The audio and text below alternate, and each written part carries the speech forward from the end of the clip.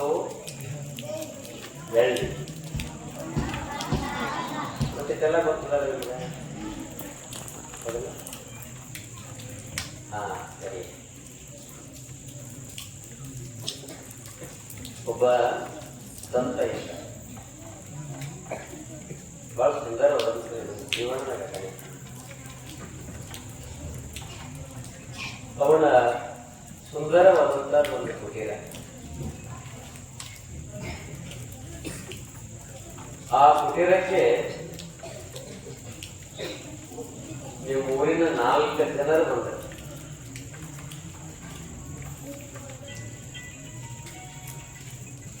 ನಾಲ್ಕು ಜನರು ಶ್ರೀಮಂತರ ಇತ್ತು. 10-20 ಊರಿಗೆ ಆಸ್ತಿದಾರರು. ಒಳ್ಳೆ ಸುಂದರವಾದಂತ ಮನೆ, ಸುಂದರವಾದಂತ ಪತ್ನಿ, ಮಕ್ಕಳು, ಸಂಪತ್ತು ಬರೆದಂತ 4 ಜನರಿದ್ರು. ಆ 4 ಜನರು ಸೇರೆ ಸಂತನ ಕಡೆ ಬಂದು ಆ ಸಂತನಿಗೆ ನಮಸ್ಕಾರ ಮಾಡಿದರು. ಮಾಡಿ ಕುಳಿತು 10 ಕೂರಿಗೆಯಲ್ಲಿ 2-3 ಕೂರಿಗೆ ತೊಗರಿ ಬಿತ್ತಿದಾನ, ಗೋಧಿ ಜೋಳ ಹಾಕಿದಾನ, ಹೆಸರು ಹಾಕಿದಾನ. ಹಣ ಸಂಪಾದನೆ ಆಗುವಂತ ಎಲ್ಲಾ ಧಾನ್ಯಗಳನ್ನ ಬೆಳೆಯುವಂತದೆಲ್ಲ ಬೆಳೆದಿದ್ದಾನ. ಆದರೆ ಮುಖದ ಮೇಲೆ ಖಿನ್ನತೆ ಇತ್ತು. 4 ಜನರು ಮುಖ ಬಾಡಿ ಸಂತನಿಗೆ ಭೇಟಿಯಾದ. ಸಂತ ಒಂದ ಮಗಿಯಲ್ಲಿ, ಮಣ್ಣಿನ ಪಾತ್ರೆಯಲ್ಲಿ ನೀರು ಕೊಟ್ಟ, ತಿನ್ನಲು 1-2 ಹಣ್ಣು ಕೊಟ್ಟ. 4 ಜನ ಸಪ್ಪು ಮುಖ ಮಾಡ್ಕೊಂಡು ಕುಳಿತಿದ್ರು. ಸಂತ ಕೇಳಿದ, ನೀರು ಕುಡಿರಿ, 1-2 ಹಣ್ಣು ತಿನ್ರಿ ಅಂದ. ನೀರ ಸಿಹಿ ಅನಿಸ್ಲಿಲ್ಲ, ರುಚಿ ಅನಿಸ್ಲಿಲ್ಲ, ಹಣ್ಣು ತಿನ್ಬೇಕಂತ ಅನಿಸ್ಲಿಲ್ಲ. ಬಾಡಿದ ಮುಖದಿಂದ ಆಗ ಕುಳಿತರು. ಸಂತ ಕೇಳಿದ, ನಿಮಗೆ ಏನ್ ಬೇಕಾಗ್ಯದ ಅಂತ. 4 ಜನರು ಹೇಳಿದ್ರು, ನಮಗೊಂದಿಷ್ಟು ಸಂಪತ್ತು ಬೇಕಾಗ್ಯದ. ಸಂಪತ್ತು ಸಾಕಷ್ಟದ, ಅದು ತೃಪ್ತಿ ಕೊಡಲಿಲ್ಲ. ಸಂಪತ್ತು ಅನ್ನೋದು ಉಪ್ಪು ನೀರಿದ್ದಂತೆ, ಎಷ್ಟು ಕುಡಿತೀವಿ ಅಷ್ಟು ಬಾಯಾರಿಕೆ ಜಾಸ್ತಿ ಆಗುತ್ತದೆ. ಯಾರು ಸಂಪತ್ತಿನ ಬೆಲೆ ಹತ್ತಿದಾರ ಉಪ್ಪು ನೀರು ಕುಡದಂತೆ ಅಷ್ಟೇ. ಹೀಗಾಗಿ ನಮಗೊಂದಿಷ್ಟು ಸಂಪತ್ತು ಬೇಕಾಗೈತೆ ಅಂದ್ರ ಅವಾಗ ಸಂತ ಹೇಳಿದ, ಓಹೋ ಸಂಪತ್ತು ಬೇಕಾಗಿದೆ, ನಾವು ಗುರುಗಳ ಹತ್ತಿರ ಮೋಕ್ಷ ದೇವರನ್ನ ಕಾಣಬೇಕು, ಬದುಕನ್ನು ಸುಂದರ ಮಾಡ್ಕೋಬೇಕಂತ ಪ್ರಶ್ನೆ ಕೇಳಂಗಿಲ್ಲ. ಸಾಮಾನ್ಯವಾಗಿ ಕೇಳ್ತಿರ್ತೀರಿ ನೀವು, ಏನಂತ, ನಮ್ಮ ಎಮ್ಮೆ ಹಿಂಡುವಲ್ಲು, ಇನ್ನ ಹಿಂಡುವಂಗ ಹೆಂಗ್ ಮಾಡ್ಬೇಕು ನಾವು?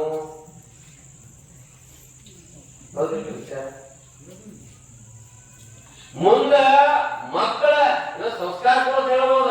ನನ್ನ ಮಗು ಏನ್ ಮಾಡ್ತೀರಿ ಗೊತ್ತಿಲ್ಲ, SSLC ರಾಜ್ಯಕ್ಕೆ ನನ್ನ ಮಗುನ ಫಸ್ಟ್ ಬರ್ಬೇಕು, ಪೇಪರ್ ನಾ ಬರೆಯಕ್ ಹೋಗ್ಬೇಕಲ್ಲ. ಹೆಂಗಲ್ಲ ಇಚ್ಛೆ ನನ್ನ ಮಗನ ಲಗ್ನ ಮಾಡಕ್ ತಯಾರದೇವು. ನಮ್ಮ ಊರಾಗ ಹೆಣ್ಣು ಅಂತದ್ ಒಂದೂ ಇರುವಾಗ ಅಷ್ಟು ಸುಂದರ ಇರ್ಬೇಕು. ಮತ್ತ ಅಷ್ಟು ಸುಂದರ ಹೆಣ್ಣು ಇತ್ತಂದ್ರ ನಾಯಕ್ ಬ್ರಹ್ಮಚಾರಿ ಐತಿ, ನಾಯಕ್ ಸನ್ಯಾಸಿ ಐತಿ. ನಾನು ಬೇಕಾಗಿದ್ರಿ ಮನುಷ್ಯನಿಗೆ ಇಚ್ಛೆಗಳು ಹೆಂಗದಾವ, ಹೌದಾ ಇಲ್ಲ? ಹಿಂಗ ಸಂಪತ್ತು ಬಯಸಿ 4 ಜನ ಕುಳಿತಿದ್ರು. ಸಂತ ಹೇಳಿದ, ನಮ್ಮ ಆಶ್ರಮದಾಗ ಒಂದು ಆಲದ ಮರ, ಅರಳಿ ಮರ ಐತಿಲ್ಲ, ಅರಳಿ ಮರ ಅದ. ನೀವೊಂದು ಆ ಮರದ ಕೆಳಗಡೆ ಒಂದು 10 ಫೂಟ್ ಹಾಡ್ರಿ, ನಿಮಗ ಮುತ್ತುಗಳು ಸಿಗ್ತಾವ, ಅವುಗಳನ್ನು ತಗೊಂಡು ಹೋಗಿರಿ ಅಂತಂದ. 4 ಜನ ಏನು ಕೇಳಿದ್ರೆ ಗೊತ್ತೇನು? ಬುಟ್ಟಿ ಮತ್ತು ಆ ಸನಿಕಿ ಹಡ್ಡೋದು ಎಲ್ಲಿದಾವ ಕೇಳಿದ್ರೆ ಸಂತ ಹೇಳಿದಾನ, ನೀರಿಟ್ಟಾನ, ಹಣ್ಣಿಟ್ಟಾನ, ರುಚಿಸಲಿಲ್ಲ. ಹುಟ್ಟಿ ಸಲಿಕೆ ಎಲ್ಲಿದಾವ್ ಕೇಳಿದ್ರು, ಅಲ್ಲಿದಾವ್ ತಗೋ ಅಂದ್ರ. 4 ಜನ ತಗೊಂಡ್ ಮಾಡ್ರ, ಒಬ್ಬ ಹಾಡ್ತಿದ್ದ, ಒಬ್ಬ ತುಂಬುತ್ತಿದ್ದ, ಒಬ್ಬ ಒಗಿತಿದ್ದ. ಎಷ್ಟು ಫೂಟ? 10 ಫೂಟ್ ಹಾಡ್ರಿ ಅಂತ ಹೇಳಿದ್ರು. ಆ ಸಂತನ ಕುಟೀರದಾಗನ ನೀರ ಹಣ್ಣ ಅಲ್ಲೇ ಬಿಟ್ಟು ಹಡ್ಡಾಕೈತ್ರ. ಯಾವಾಗ ಪ್ರಾರಂಭ ಮಾಡಿರಂದ್ರ ಸರಿಯಾಗಿ 10 ಗಂಟೆಗೆ ಪ್ರಾರಂಭ ಮಾಡಿದ್ರು. ಬೆಳಗು ಮುಂಜಾನೆ 10 ಗಂಟೆಗೆ ಪ್ರಾರಂಭವಾಯ್ತು, ಹಡ್ಡಾಕೈತ್ರ. ಮಧ್ಯಾಹ್ನ 1 ಗಂಟೆ ಆಗಿರಬಹುದು, 10 ಫೂಟ್ ಹಡ್ಡಿದ್ರು. ಮಧ್ಯಾಹ್ನ ಬಿಸಿಲಾಗ ಮುತ್ತುಗಳು ಏನ್ ಮಾಡಾಕತ್ತಿದ್ರು, ಹೊಳ್ಯಾಕತ್ತಿದ್ವು. ಭಾರಿ ಸಂತೋಷ ಪಟ್ಟ. 10 ಫೂಟ್ ಹಡ್ಡಿದ್ರು, ಸಂಪತ್ತಿತ್ತು, ತುಂಬಿಕೊಂಡ್ರು, ಮ್ಯಾಲ ಒಟ್ಟಿದ್ರು ಅವ್ರು ಮುತ್ತುಗಳ. ಎಲ್ಲ ತಗ್ಗಿನಲ್ಲಿರುವಂತ ಎಲ್ಲ ಮುತ್ತುಗಳನ್ನ ಭಾರಿ ಹವಳ ಮುತ್ತುಗಳಿದ್ದು, ಅದ್ಭುತವಾದಂತ ಹವಳ ಮುತ್ತುಗಳು, ಅದ್ಭುತ. ಹಿಂಗಾಗಿ ಎಲ್ಲಾರು ಬುಟ್ಟಿಯಲ್ಲಿ ತುಂಬಿ ಮ್ಯಾಲ ಪುಟ್ಟಿ ಹಾಕಿರು. ಹಸುದಿದ್ರು, ನೀರಡಿಕೆ ಆಗಿತ್ತು. ಇವರು ಹಾಡೋದನ್ನ ಆ ಸನ್ಯಾಸಿ ನೋಡ್ತಿದ್ದ ಸಂತ. ಇವು ನೀರಡಿಸ್ಯಾವ ತಿಳ್ಕೊಂಡ ನೀರು ಓದ ಕೊಟ್ಟ, ಹಣ್ಣು ಓದ ಕೊಟ್ಟ. ಒಂದ್ ಸ್ವಲ್ಪ ನೀರು ಕುಡೀರಿ, 1-2 ಹಣ್ಣು ತಿಂದ್ರೆ ಮತ್ ಹಡ್ಡಕ್ಕಿತ್ರ ಅಂದ. ಆಮ್ಯಾಲ ತಿಂತೀವಿ ಗುರುಗಳೇ ಅಂದ್ರ ಅವ್ರ. ಆಮ್ಯಾಲ ಕುಡಿತೀವ ಅಂದ್ರ ಹಡ್ಡಾಕಿದ್ರು. ಹುಟ್ಟಿ ಗಂಟೆ ತುಂಬಿ ಮುತ್ತುಗಳನ್ನು ಮ್ಯಾಲ ಒಟ್ಟಿದ್ರು. ಸಂತ ಹೇಳಿ ಹೋಗಿಬಿಟ್ಟೆ ಅಷ್ಟ. ಹಿಂಗಾಗಿ ಹೇಳುವಾಗ ಎಲ್ಲ ಸಂಪತ್ತಿತ್ತು, ತುಂಬಾಕಿತ್ತು. ಎಲ್ಲ ಆ ಕೋಣೆಯಲ್ಲಿ 10 ಬಾಯ್ 10 ಹಡ್ಡ ಕಟ್ಟಿದ್ರು. ಹಡ್ಡ ಎಲ್ಲ ಮುತ್ತು ಕಪ್ಪೆ ಚಿಪ್ಪುಗಳನ್ನ, ಮುತ್ತುಗಳನ್ನ, ನವರತ್ನಗಳನ್ನ ಅವರೆಲ್ಲ ಎತ್ತಿ ಮ್ಯಾಲ ಹಾಕಿದ್ರು. ಹಾಕಿದ ಮೇಲತ್ತ ಮ್ಯಾಲ ಗುಡ್ಡಿ ಗಂಟೆ ಸುರಿದಿದ್ರು. ಎಲ್ಲ ಖಾಲಿ ಆಗಿತ್ತು. ಒಂದೇನೋ ಮೂಲ್ಯ, ಒಂದ ಬಿಳಿದೇನೋ ಕಾಣಾಕತ್ತಿತ್ತು. ಮತ್ತೊಬ್ಬ ಅದ್ರಾಗ ಇಳಿದು ಮ್ಯಾಲ ಸಂಪತ್ತು ಬುಟ್ಟಿ ಗಂಟೆ ತುಂಬಿದಾರ. ಸಾಕು ಅನಿಸ್ಲಿಲ್ಲ, ಒಂದು ಉಳಿದು ನೋಡೋದು ಮುತ್ತು, ಅದನ್ನು ತರನು ಅಂದ್ರು. ಒಬ್ಬ ಇಳಿದ ಆ ಕಡೆ ಸರಸೋ ಕೆಳಗೆ ಅಲ್ಲೊಂದು ತಾಡೋಲೆ ಇತ್ತ ಆ ಮುತ್ತಿನ ಕೆಳಗಡೆ.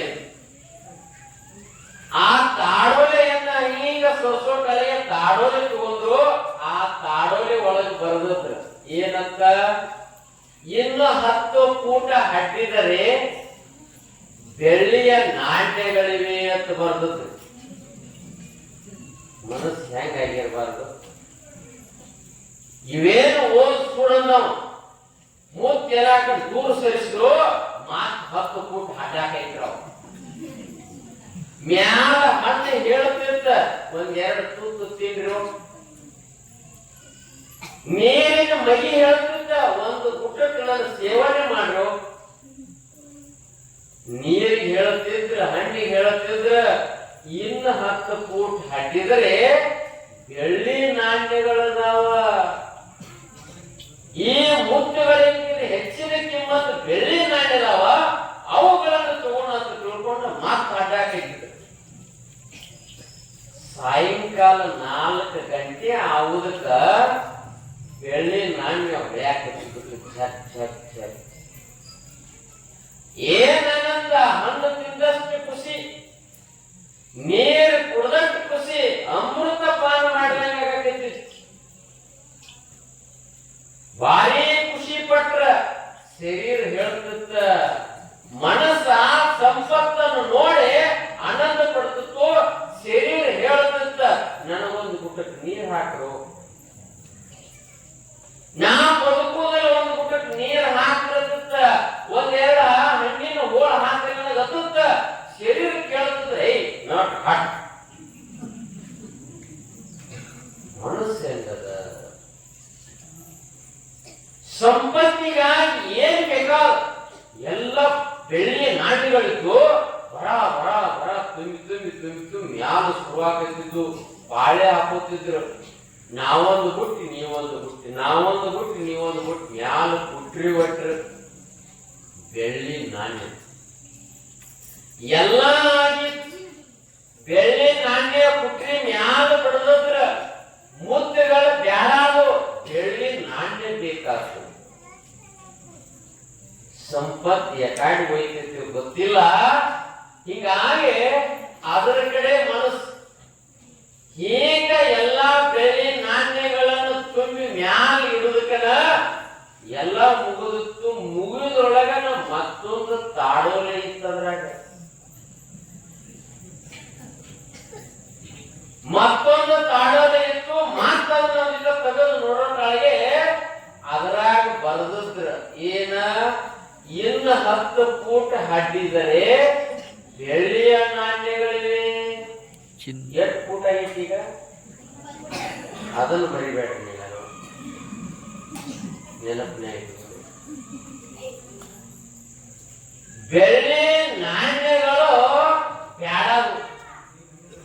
ಸಂಪತ್ತು ಬೇಕಂತ ಮುತ್ತು ಮತ್ತು ಹವಳಗಳಿತ್ತಲ್ಲ ಅದ್ರ ಮೇಲೆ ಮನಸ್ಸಾಗಿತ್ತು. ಬೆಳ್ಳಿ ನಾಣ್ಯ ನೋಡಿದ ತಕ್ಷಣ ಅವು ಬೇಡದು. ಈಗ ಬೆಳ್ಳಿ ನಾಣ್ಯನೂ ಬೇಡಾಗಿತ್ತು. ಏನ್ ಬೇಕಾತು? ಬಂಗಾರ.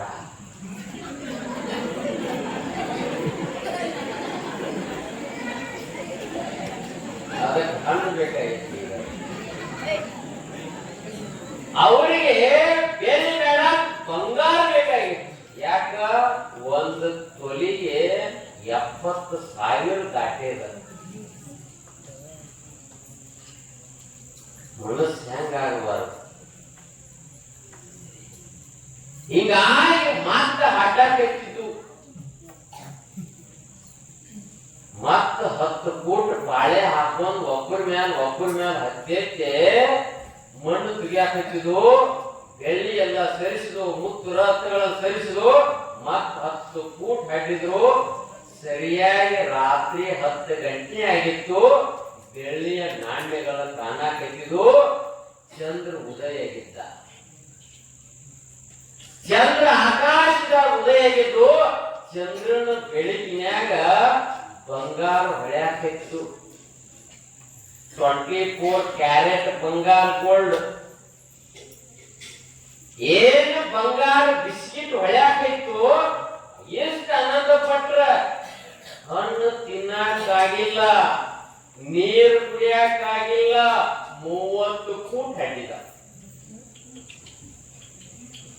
ಹಿಂಗಾಗಿ ಸರಿಯಾಗಿ 10 ಗಂಟೆ ಆಗಿತ್ತು. ಬಂಗಾರದ ನಾಣ್ಯ ಹೊಗೆ ಯಾಕಿತ್ತು.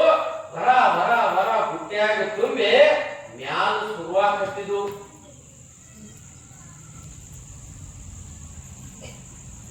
ಗುಟ್ಟಿ ಗಂಟೆ ಬಂಗಾರದ ನಾಣ್ಯಗಳಿದ್ದು, ಬಂಗಾರದ ಬಿಸ್ಕಿಟ್ ಇದ್ದು, ಬಂಗಾರದ ಹೊಡೆಗಳಿದ್ದು.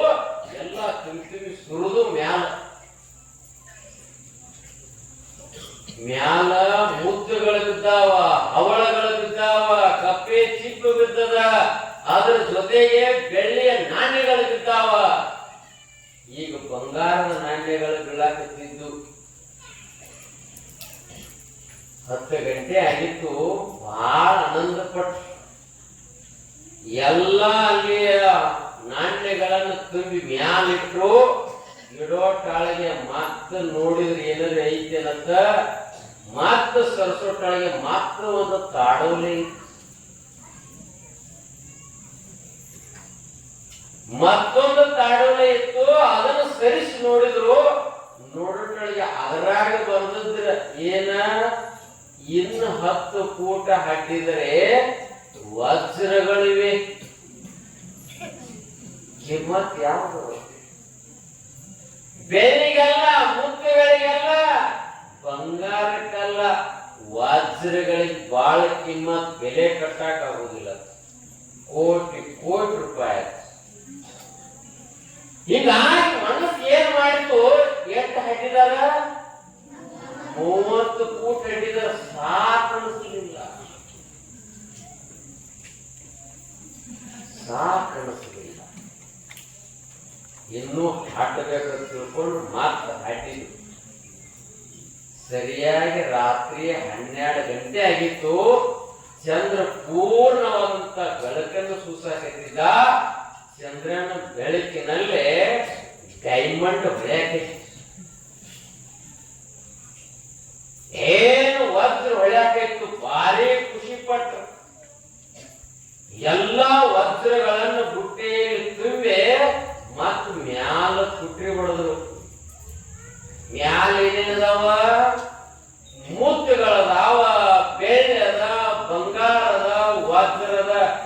ಎಷ್ಟು ಫೂಟ್ ಆಗ್ಯದ? 40 ಫೂಟ್ ಆಗ್ಯದ. 40 ಫೂಟ್ ಹಾಕ್ಯಾವ. ಎಲ್ಲಾ ಎಟಿ ಮ್ಯಾಲ ಇಟ್ಟಾವ. ಆಸೆ ಎಂಬುದು ಅರಸರಿಗೆಲ್ಲದ ಶಿವ ಭಕ್ತರಿಗುಂಟೆ ಅಯ್ಯ. ಆಸೆ ಭೂತ್ ಹೊರಬಿಟ್ಟಿತ್ತು. ಮಧ್ಯರಾತ್ರಿ 12 ಗಂಟೆಗಿಂತ ಹೆಚ್ಚಾಗಿತ್ತು. 40 ಫೂಟ್ ಗುಮ್ಮಾಗಿತ್ತು. 4 ಕೆಳಗ ಇದ್ದು. ಈಗ ಇನ್ನೇನು ಮ್ಯಾಲ ಹೋಗಿ ಸಂಪತ್ತನ್ನು ಭಾಗ ಮಾಡ್ಬೇಕಂತ ಮ್ಯಾಲ ಹತ್ತಾಕ ಅದು 4 ಕಡೆಯಿಂದ ಗ್ವಾಡಿ ಕುಸಿದು ಮ್ಯಾಲ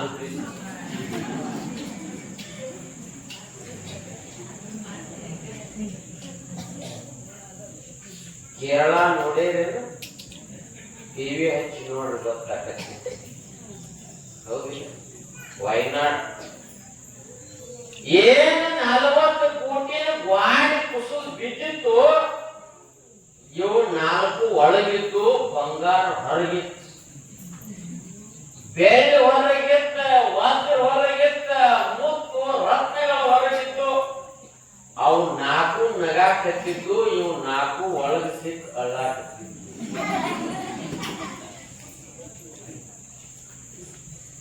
ಇದೇ ಪ್ರಪಂಚ ಅಂತ. ನೀರಲ್ಲೇ ಇತ್ತ, ಹಣ್ಣಲ್ಲೇ ಇತ್ತ, ಜ್ಞಾನಿ ಪುರುಷರಂತ ಸಂತ ಅಲ್ಲೇ ಇದ್ದ. ಸಂತ ಹೇಳಿ ತಿಳಿಸಿದ್ದ, ಸಂಪತ್ತಿಗಾಗಿ ಯಾರ್ಯಾರು ಬಂದಾರ ಎಲ್ಲ ಮಣ್ಣಾಗ ಹೋಗ್ಯಾವ. ಜ್ಞಾನಕ್ಕಾಗಿ ಬಂದವರು ಒಬ್ಬರನ್ನು ಕಾಣ.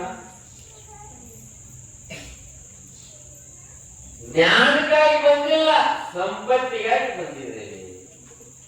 ಸಂಪತ್ತನ್ನು ಇಚ್ಛೆ ಈಡೇರಿಸ್ಕೋಬೇಕಾತ. ನಮ್ಮ ಮನಸ್ಸ ಓಡುತ್ತಿರ್ತದ. ಅದು ಬಿಸಿಲು ಗುದುರಿ. ನೀವು ಬೇಕಾದ್ರೆ ಬಿಸಿಲಾಗ ಓಡಿದ ಹಿಡಿಬೇಕಂತ ಪ್ರಯತ್ನ ಪಡ್ರಿ, ಯಾರಿಗೂ ಸಿಕ್ಕಿಲ್ಲ.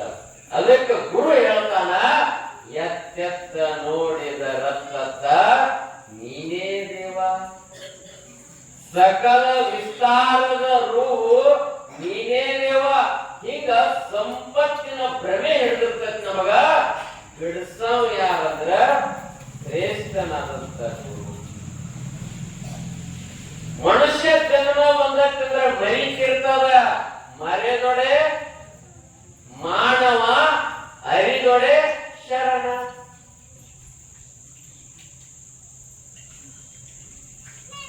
ಒಬ್ಬ ಏಕನಾಥನ ಕಡೆ ಬಂದ. ಮಹಾರಾಷ್ಟ್ರ ಸಂತ ಏಕನಾಥನ ಕಡೆ ಒಬ್ಬ ಹುಡುಗ ಬಂದ. ಏಕನಾಥ ಗಂಗಾ ನದಿಯಾಗ ಸ್ನಾನ ಮಾಡಾಕತ್ತಿದ್ದ. ಸ್ನಾನ ಕೇಳ್ದ. ಸೂರ್ಯನಿಗೆ ಅರ್ಗೆ ಬಿಡೋದ್ರೊಳಗಿನ ಈ ಹುಡುಗ ಓಡ್ಕೋತ ಬಂದ. ಓಡ್ಕೋತ ಬಂದ ರೂಪೇನ ಒಂದು ಪ್ರಶ್ನೆ ಕೇಳ. ಏನಂತ? ನನಗ ದೇವರು ಸಾಕ್ಷಾತ್ಕಾರ ಮಾಡ್ಕೋಬೇಕಾಗೈತಿ, ನನಗ್ ಪಟ್ಟ ಸಾಕ್ಷಾತ್ಕಾರ ಮಾಡತ್ತಂದ. ಇದು ಸಾಧ್ಯತೆ?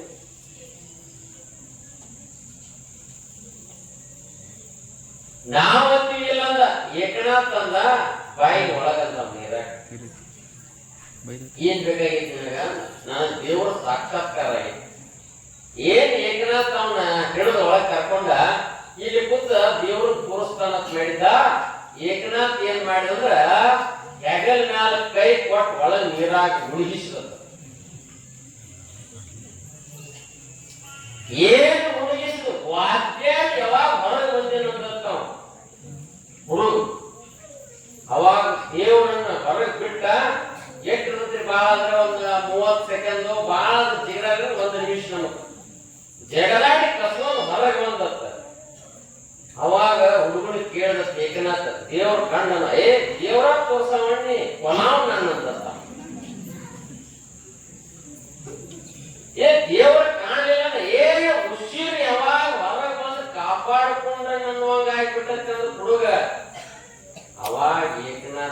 ಗೊತ್ತ ಹೆಂಗ ಉಸಿರು ಉಳಿಸ್ಕೋಬೇಕಂತ ಜಿಗದಾಡಿದೋ ಅದೇ ರೀತಿ ದೇವರನ್ನ ಕಾಣುವ ಸಂಬಂಧ ಜಿಗದಾಡು, ನಿನಗೆ ಮೋಕ್ಷಣದಾಕೈತೆ ಅಂತ ಹೇಳಿ.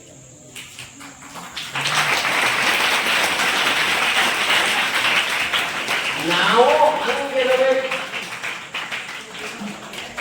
ಸಂಘದಿಂದ ಏನಾಗೈತಂದ್ರ ಕಲಸಾಕೈತಿ. ನಾವು ನಮಗ ಅಹಮಿನ ಕೊಡುಗೆ ಇರ್ತದ.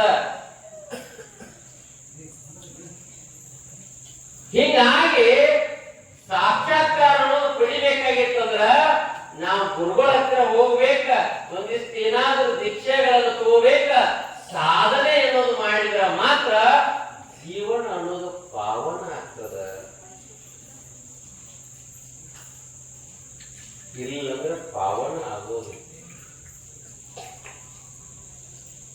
ಬೇಕಾದ್ರೆ ನೀವು ಸುಮ್ ನೋಡಿ, ಈಗ ನಾನ್ ನಿಮ್ಮನ್ನ ಸ್ವಲ್ಪ ಬಾಯಿ ಬಂದಂಗ ಬೈದ್ನಂದ್ರ ನಾಳೆ ಯಾರೋ ಪ್ರವಚನಕ್ಕೆ ಬರಂಗಿಲ್ಲ. ಏನ ಮುಖ್ಯ ಬೈತಿದ್ ಬರೀ ಮಾತಾಡ್ಸಲೇ ನಾವೇದ್ರಲ್ಲ. ಆತ್ತಿ ಸುಸಿ ಬೇದ್ರ, ಸುಸಿ ಆತ್ತಿ ಬೇದ್ರ, ಅಪ್ಪ ಮಗ ಬೇದ್ರ, ಮಗ ಅಪ್ಪ ಬೇದ್ರ, ಎಲ್ಲರೂ ಓಣ್ಯಾ ನಾವು ಕೇಳಿದ್ದನ್ನ ಎಷ್ಟು ನೆನಪಿರ್ತದ ನಮಗ್.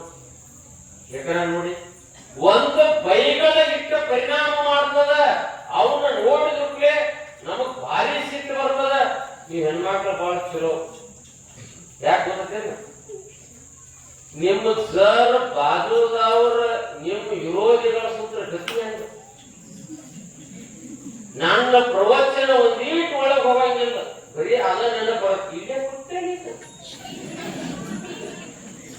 ಜಾಗ ಇಲ್ಲೇ ಇತ್ತ, ಕೈ ಉರಿ ಕಾಲು ಉರಿ ಆಗಿ ಬರಲಿಲ್ಲ ಅಂದ್ರೆ ಅವ್ರ ಬಾಜು ಪುತ್ರ ನಿಮ್ಮಟ್ಟು ಸಾಧ್ಯ ಆಗ್ತದ. ಏನೋ ಒಂದು ನಾಲ್ಕು ಬೈಬಲ್ ಶಬ್ದ ಸಾಯುವರೆಗೆ ನೆನಪಿರ್ತದ. ಆದ್ಮೇಲೆ ಒಂದು ಬೈಬಲ್ ನಿಮ್ಮ ಜೀವನವನ್ನೇ ಇದು ಮಾಡ್ತಕ್ಕಂಥ ನೆಲಕ್ಕ ನಿಮ್ ಬಾಯಲ್ಲಿ ಬೈಬಲನ್ನ ತೆಗೆದೋಗದ ಮಂತ್ರವನ್ನು ಚಾಲು ಮಾಡ್ರಂದ್ರ ಜೀವನ ಸಾಕ್ಷಾತ್ಕಾರ ಮಾಡಿಬಿಡ್ತದ ಮಂತ್ರ ಅನ್ನೋದು.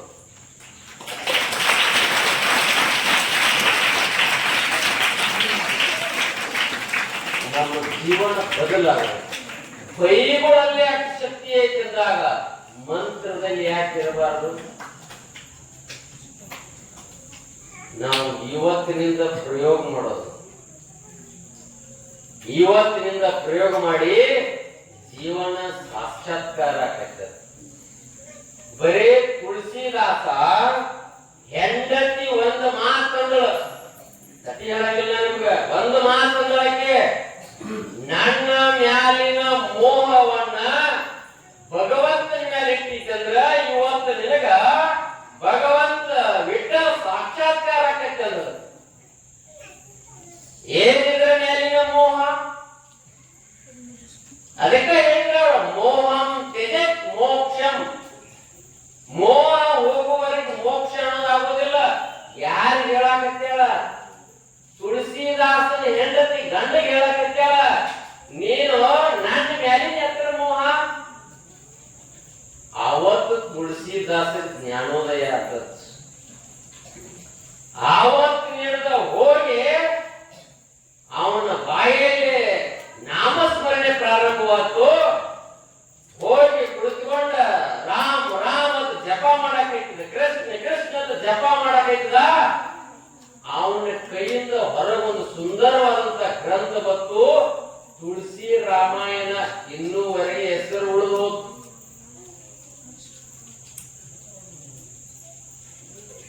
ನಮಗ ಮೋಹ ಅನ್ನೋದು ಹೋಗೋದು ಬಹಳ ಕಷ್ಟ ಅದ. ಆದ್ರೂ ವಾಕರಿಗೆ ಬರ್ಬೇಕು ನೋಡ್ರಿ.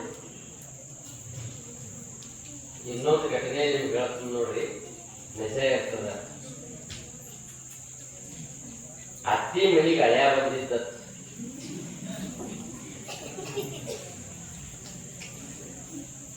ಅತ್ತಿ ಮನಿಗೆ ಹಳೆಯ ಬಂದಿದ್ದ. ಮದುವೆ ಆದ ಮೊದಲನೇ ಸಲ ಹಳೆಯ ಮನಿಗೆ ಹೋಗ್ಕೊಂಡ್ರಿ ಏನಂತೀರ ಅದಕ್ಕ?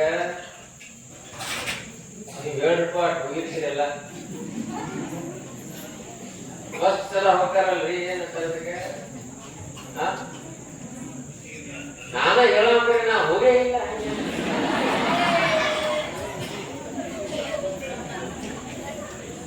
ಹೇಗದ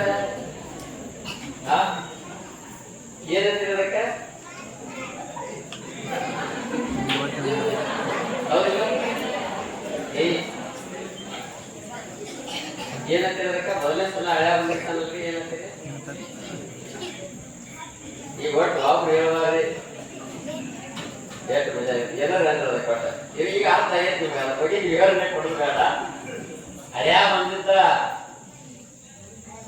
ಅತಿ ಭಾರಿ ಸಂತೋಷ ಎಷ್ಟು ಖುಷಿ ಅಂದ್ರ ಭಾರಿ ಖುಷಿ ನಮ್ ಸಂಪ್ರದಾಯ ಇಟ್ಟು ಚಂದದ ಸಂಸ್ಕೃತಿನೇ ಅಷ್ಟ ಚಂದದ ಮೊದ್ಲೇ ಸಲ ಮನೆಯಾಗ ಹಳ್ಯಾ ಬಂದಾಗ ಊಟಕ್ಕೆ ಏನ್ ಮಾಡ್ತೀವ ನೀವು ಆತಿಗಳು ಈಗ ನೀವು ಹೇಳಿದ್ರೆ ಆಣಿ ತಗೋಬೇಕ ಸಂಪ್ರದಾಯ ಹೆಂಗದ ಮೊದಲನೇ ಸಲ ಬಂದಾಗ ಹಿಂಗ ಮಾಡ್ಬೇಕ ಮೊದಲನೇ ಸಲ ಹಳ್ಯಾ ಬಂದಾಗ ಏನ್ ಕೊಡ್ಬೇಕೇನು ಅದ್ಭುತವಾದ ಸಂಸ್ಕೃತಿ ಯಾವ ದೇಶದಲ್ಲೂ ಇಲ್ಲ ಹಿಂಗಾಗಿ ಹಳ್ಯಾ ಬಂದ ಆತಿ ಏನ ಹಳದೇವರಿಗೆ ನೀರ್ ಕೊಟ್ಟು ಕಾಲಿಗೆ ನೀರ್ ಹಾಕಿ ಹಳದೇವ್ರ ಮನಿ ಮೇಲೆ ಕುಂಡಿಸ್ರು ಹಳ್ಳಿ ಜನ ನಾವೆಲ್ಲ ಆದ್ರೆ ಬಹಳ ಖುಷಿ ಇತ್ತು ಹೊಲಕ್ ಹೋಗಿತ್ತು ಅದ್ರಾಗ ನೀರ್ ಕೊಟ್ಟ ಹಳ್ಯಾನಿಗೆ ಚಾ ಮಾಡಿಸಿ ಎಲ್ಲಾ ಚಾ ಕೊಟ್ಟು ಚಾ ಕುಡಿದ ಆದ್ರ ಒಂದು ಊಟಕ್ಕೆ ಮಾಡ್ಬೇಕ ತಯಾರಾಯ್ತು ಅದ್ರಾಗ ಎಲ್ಲ ಹಾಕಿ ಹಿಟ್ಟು ನಾದಾಕಿದ್ರು ತನ್ನ ಹೊಲದ ಕಡೆ ಎಲ್ಲಾ ಕೇಳ್ತಿರ್ತಾರ ಮಳಿ ಅದು ಆಗೈತೇನಪ್ಪ ತೊಗರಿ ಅದು ಹೆಂಗದಾವ ಬೆಳಿ ಹೆಂಗದ ಎಲ್ಲ ಕೇಳಾಕೈತಿ ಆದ್ರ ಅಟ್ಟಿದೊಂದು ಚಟ ಇತ್ತು ನಿಮ್ ಕಡೆ ಯಾರು ನೋಡನೆ ಇಲ್ಲ ಹಾಗೆ ಒಂದಿಲ್ಲ ತಂಬಾಕು ತಿನ್ನೋದು ಚಟ ಇತ್ತು ಹಾಗೆ ತಂಬಾಕು ತಿನ್ಕೋತೈತೆ ಅಂದಾಗ ಮತ್ತ ಅದು ಉಗಳಾಕ ನುಂಗಾಕ ಬರಂಗಿಲ್ಲ ಹಂಗ ಬಾಳ ತುಂಬ ಅಮೃತ ತುಂಬ್ಕೊಂಡು ಕೂತಿರ್ತಾಳ ಆದ್ರೆ ಘಟನೆ ಏನಾಗ್ತಂದ್ರ ಶಾವಿಗೆ ಬಸದಿದ್ರು ಅದ್ರ ಜೊತೆಗೆ ಚಪಾತಿ ಮಾಡ್ಬೇಕಂತ ಹಿಟ್ಟು ನಾದಾಕಿದ್ರು ಏನ್ ಮಾಡಿದೆ ಅವ್ರು ತೊಗರಿ ಬಿಲ್ ಬಾಳ ಬಂದೈತಿ ಎಷ್ಟು ಬಂದೈತಿ ಏನೈತಿ 2 ಲಕ್ಷ ಅಂತದು 2 ಲಕ್ಷ ಅನುಗುಣದ ಅದು ಬಾಯಾಗಿ ನಮ್ಮದು ಕಪೆಟ್ಟಲ್ಲಿ ಬಿಡ್ತೀರಿ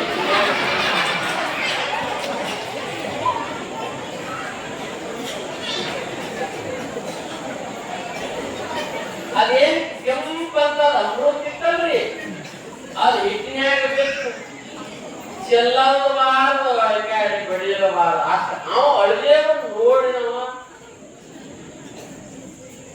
ಏನ್ ನೋಡಿದ ಅದೆಲ್ಲ ಹಂಗ ಮತ್ತ ಏನ್ ಅಮೃತ ಲಾಲಾರಸ ಅದೇ ಏನ ಜೇನು ತುಪ್ಪ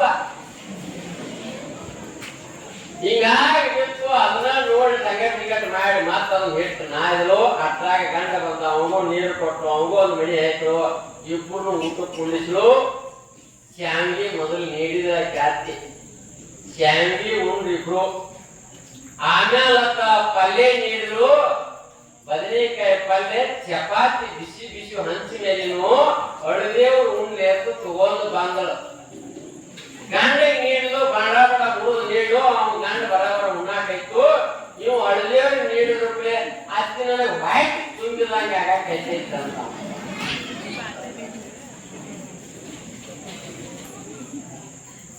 ಯಾಕಂದ್ರ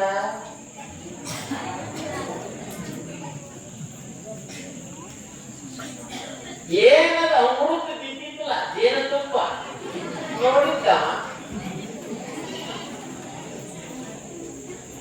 ಅವಾಗಂದ ಚಪಾತಿ ಉಳಿದು ಅಲ್ಲೇ ನಂಗ ಅನ್ನದ ನೀರು ಬಿಡತ್ತಿ ಅಂತ ಯಾವಾಗ ದೋಷ ದೃಷ್ಟಿಯ ಅನುಭವ ಆಯ್ತೋ ಅವಾಗ ಒಂದು ಚಪಾತಿ ಮುಟ್ಲಿಲ್ಲ ಹಂಗ ಪ್ರಪಂಚ ವಿಷಯಾದಿಗಳಂಬುದು ನಮಗ ದೋಷ ದೃಷ್ಟಿ ಅನುಭವ ಆತಂದ್ರ ನಾವು ಅದ್ರ ಕಡಿಮೆ ಮಾಡಿ ಸತ್ಸಂಗ ಕಡೆ ಮನೋ ಅರಳುತ್ತದ ಅರಳಿದಾಗ ಗುರು ಬೋಧನೆ ಮಾಡ್ತಾನ ಆ ಬೋಧನೆಯಿಂದ ಮಂತ್ರದೊಂದಿಗೆ ಜೀವನ ಅನ್ನೋದು ಪಾವನ ಆಗ್ತದ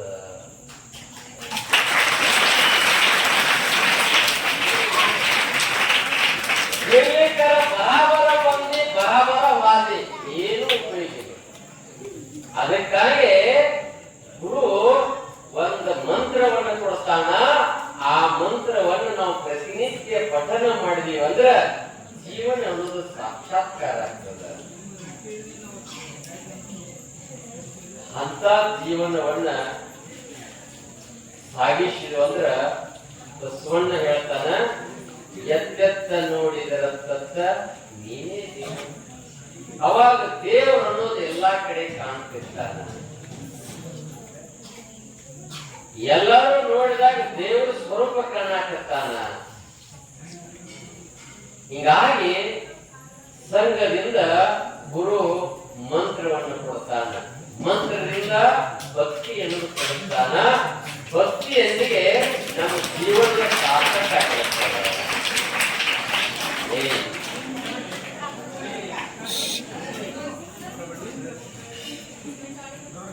ಅದಕ್ಕಾಗಿ ಜೀವನವನ್ನ ಪಾವನ ಮಾಡ್ತಾನ.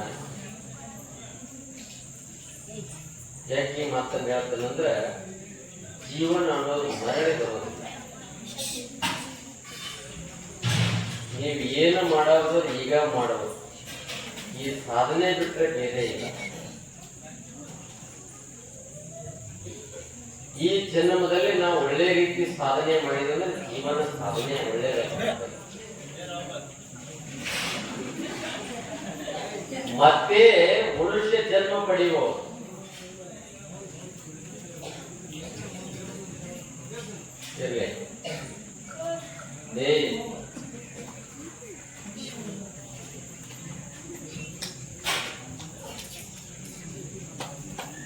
ಅದಕ್ಕಾಗಿ